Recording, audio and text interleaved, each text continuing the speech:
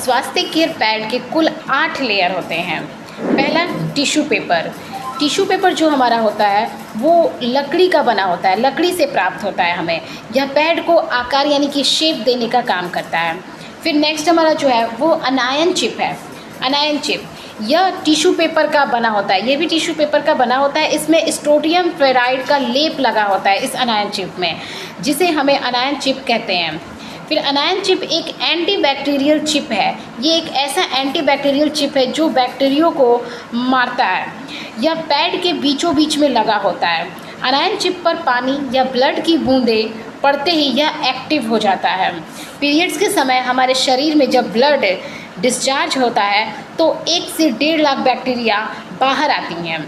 Blood की बूंदें अनायन chip पर पड़ते ही यह एक्टिव हो जाता है। जब ब्लड की बूंदें उस अनायन चिप पर पड़ती हैं तो वो चिप जो होता है वो एक्टिव हो जाती है और अल्काइन सॉल्यूशन बनाता है, बैक्टीरिया को लॉक करके मारने का काम करता है, जिसकी वजह से हमें पीरियड्स के समय पेट दर्द, कमर दर्द, खुजली, जलन, इन्फेक्शन और बदबू नहीं होती है। इसके बाद फिर से जो हमारा तीसरा लेयर है वो टिश्यू पेपर है।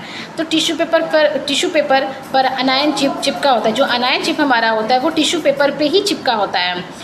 उसके बाद फिर चौथा जो लेयर है हमारा वो ऑक्सीजन लेयर है। यह टिश्यू पेपर का बना होता है। ऑक्सीजन लेयर भी हमारा टिश्यू पेपर पे ही बना होता है। इसमें बहुत ही छोटे छोटे छिद्र होते हैं जो अंदर की गर्म भाप को बाहर करता है और बाहर की शुद्ध ऑक्सीजन को वेंजाइना यानी कि हमारे बच्चेदानी तक पहुंचाता है। नेक्स्ट हमारा जो 5वां लेयर है वो जिलेटिन पाउडर का है।